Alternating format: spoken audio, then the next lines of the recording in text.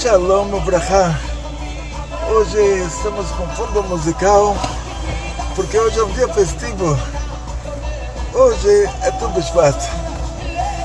E não é um dia festivo a tal ponto da gente falar um Chag Sameach, a tal ponto da gente falar um Git Yom Tov, a tal ponto da gente falar Chodesh Tov, ou a tal ponto da gente ter um cumprimento especial. Hoje não é Purim, não é Hanukkah, mas é Tu B'Shvat. Então, como pode ser uma festa que ela é uma festa, mas ela não é uma festa que é a tal ponto de justificar para a gente falar para alguém Chag Sameach, uma boa festa. Então, Tu B'Shvat, a fonte dessa festa é uma Gemara chamada Masechet Ta'anit. Nessa Gemara está escrito, tem uma lista de dias que não se fala Tachanun. Dias que a gente não pode falar que eu fiz coisa errada e peço desculpas. Porque quando a pessoa fala Tachanun, isso não deixa ela feliz. Até mesmo que o Arizal, o Rav Chaim Vital, perguntou para ele como você pode falar Hashem no Bagad no Gazal, como você pode falar que eu roubei e fiz coisas assim, matei, roubei, dormi com a mulher do outro. Como você pode falar coisas assim, bater no peito e falar isso, se a gente se conhece, a gente sabe que você nem teria como fazer isso, como fazer essas coisas. Quer dizer, a pessoa vai falar de manhã, eu roubei, assassinei numa cidade do interior de Israel, na época do Império Otomano, uma cidade que o número de habitantes dela é tão pequeno que você se lembra de cor de tudo que aconteceu nos últimos 50 anos. Então o Arizal, ele explicou isso. Ele falou, todos nós, todos os judeus, nós somos uma alma só, com muitas ramificações. Ou seja, o povo de Israel que saiu do Egito, todo mundo lá, inclusive era bravo, assim diz o Arizal, era ramificação da alma de Moshe Rabbeinu, fora o Itró da nossa Parashá. Moshe Rabbeinu era o Gilgul do Evel, do Abel, e Itró era o Gilgul do Caim. Isso a gente vai contar na história da Parashá. Mas agora a história de Tu B'Shvat. Então, sendo que todos nós somos uma alma só, com diversas ramificações, nós somos ramificações de uma alma só. Então, na hora que alguém faz uma coisa boa, essa coisa boa serve para outros judeus também. Na hora que alguém faz uma coisa ruim, é como se outros judeus tivessem feito também. Por isso nós somos todos cúmplices uns dos outros.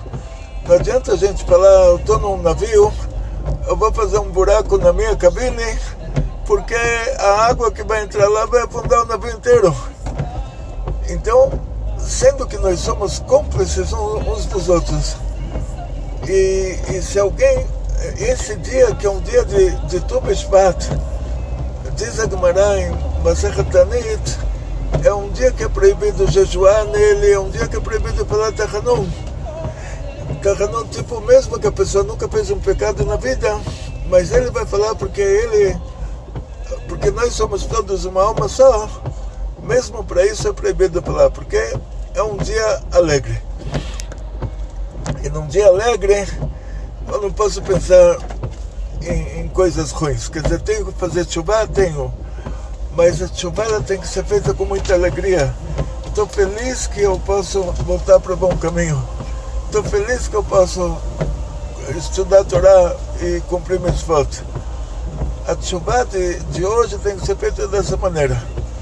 Mas essa é a única referência na Gemara da festividade de Tu B'Shvat. Ou seja, Tu B'Shvat, ele aparece como o ano novo das árvores. Aparece no meio de uma machloket tem quem diz que é Tu B'Shvat, tem quem diz que é outro dia. Eu não vou entrar em detalhes para não complicar vocês, mas a Halachá, a maioria votou que é Tu B'Shvat. Então Tu B'Shvat foi eleito como Ano Novo das Árvores. Não foi eleito por motivos políticos, foi eleito por causa que quando a Torá fala para você que você não pode comer a fruta da árvore nos primeiros 3 anos, e a Torá fala para você que você tem que dar um maaser de cada ano. Então o maaser funciona da seguinte maneira: vamos dividir, pegar um mahzor de 7 anos, um ciclo de 7 anos. O 7º ano é o ano sabático. Ninguém planta, ninguém trabalha no campo, você pode colher tudo que nasce lá naturalmente, qualquer pessoa pode pegar. A terra volta a ser de Deus. É claro que nesse caso a sua propriedade particular, você tem que guardar ela. Então você entra junto com a pessoa, mas todo mundo fala: olha, eu quero uma fruta da sua árvore. No ano sabático, ele tem direito a pegar, junto com você acompanhando, para ver se ele não vai pegar por engano outras coisas também. Ou não vai destruir, ou não vai... ou várias pessoas que vão tentar pegar uma fruta não vão um empurrar o outro e destruir a árvore. Mas a gente vai ter que determinar, essa fruta do ano sabático, ou essa fruta que você vai ter que dar ela de trumá para o pobre no 3º ano, ou essa fruta que no 1º e 2º ano, ou desculpa, não trumá, o maaser, né, o dízimo para o pobre do 3º ano, ou essa fruta que no 1º e 2º ano você tem que comer o dízimo dela em Jerusalém com pureza, ou essa fruta que no 4º ano você tem que comer ela em Jerusalém. A gente vai ter que saber em que ano foi gerada essa fruta.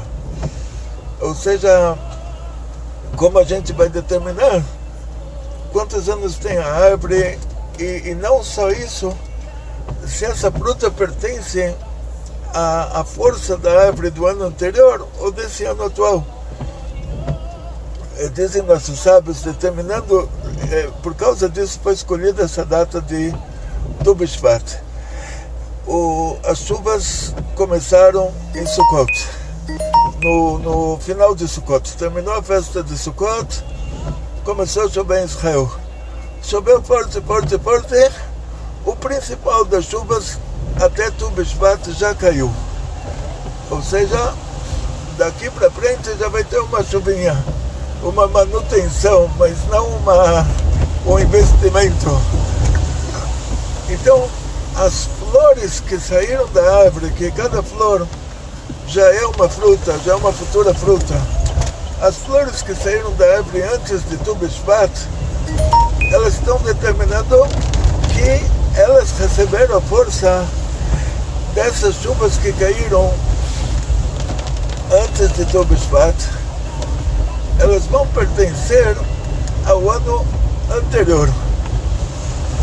O que nascer depois de Tu B'Shvat, as flores que surgirem depois de Tu B'Shvat, são frutas que vão pertencer ao ano posterior.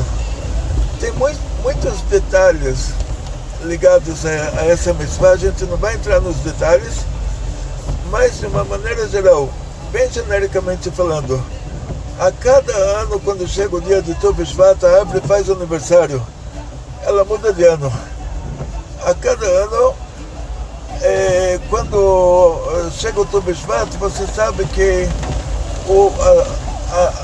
as flores que vão dar origem às frutas, que já tinham nascido antes, elas estarão ligadas ao dízimo das frutas, o Meiser, né? O Meiser Sheni, Meiser Ani, ao dízimo das frutas do ano anterior, quando muda esse dízimo de você comer em Jerusalém para você dar para o pobre. E as flores que vão dar origem às frutas, que nascem depois de Tu B'Av, vão dar origem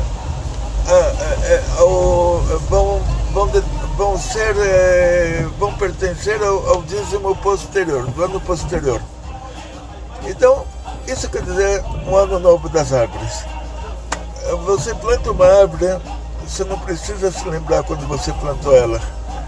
Simplesmente você chega o Tu B'Shvat, genericamente falando, tem detalhes que tem que analisar, mas genericamente falando, chega o Tu B'Shvat, a árvore já completou um ano. Você fala, mas eu plantei ela no mês passado, mas chegou o Tu B'Shvat, ela completou um ano. E ela já muda de ano, tipo, ela muda do primeiro ano para o segundo. E cada Tu B'Shvat, ela vai mudar de ano. Então vamos continuar. Agora, em São Paulo está chovendo muito. E quando chove, a cidade encolhe. A cidade encolhe de verdade. Porque eu me lembro que quando a gente era pequeno, eu nasci aqui em Genópolis, Hospital Samaritano. Quando a gente era pequeno, eu me lembro, tinha muitas casas em São Paulo. Cada casa podia ter até 2 carros, se a pessoa era muito rica. No lugar de cada casa, construíram um prédio com pelo menos 10 andares, com 4 apartamentos por andar, e pode ter, cada um desses apartamentos também pode ter até 2 carros. Mas vamos dizer que tenha um, aí multiplicou.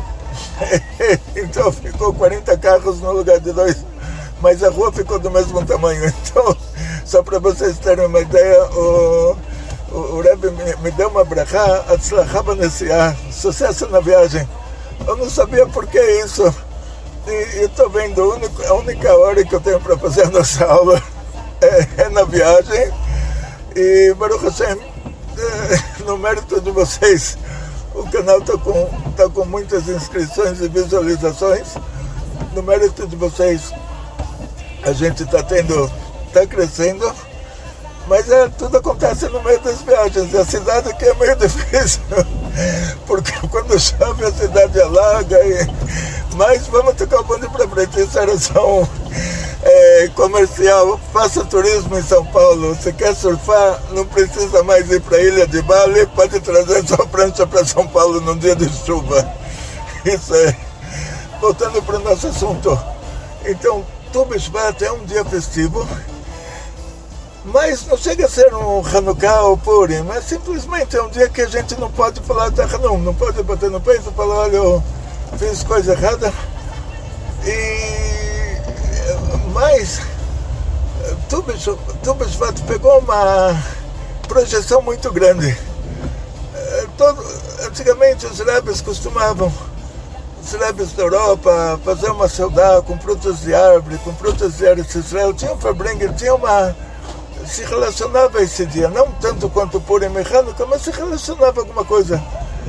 Só que aí fundaram o Estado de Israel e eles quiseram copiar o que tinha em cada país. Tipo, os Estados Unidos têm o dia da independência, então fizeram lá o dia da independência. Os Estados Unidos têm o dia da árvore, então eles pegaram o Tu B'Shvat, que a gente já fazia uma festinha assim bem recatada, fizeram disso em Israel, deram uma projeção tipo o dia da árvore. Aí vão lá, plantam árvores, mas não é esse o motivo do Tu B'Shvat. Parece, todo mundo falou, chegou o Tu B'Shvat, eu não plantei uma árvore, não precisa plantar árvore nenhuma hoje. Hoje a gente costuma, de todas as gerações, comer uma frutinha de árvore assim, uma fruta nova, falar um shehriano, mas não tem nada a ver com plantação de árvores esse dia. Eles copiaram isso do dia da árvore de todos os países, não tem nada a ver com a gente, não tem nada a ver com a nossa religião. É uma coisa do Estado de Israel, que é um Estado laico, e se os senadores árabes um dia quiserem mudar esse dia, eles mudam para um dia que os árabes lá têm de importante em relação a árvores. Quer dizer, para a gente não vai mudar nada na nossa religião. Quer dizer, a gente tem o Tu B'Shvat, que a gente não pode falar Tachanum, por motivos religiosos, mas o governo de Israel, se quiser mudar isso para outro dia, eles mudam.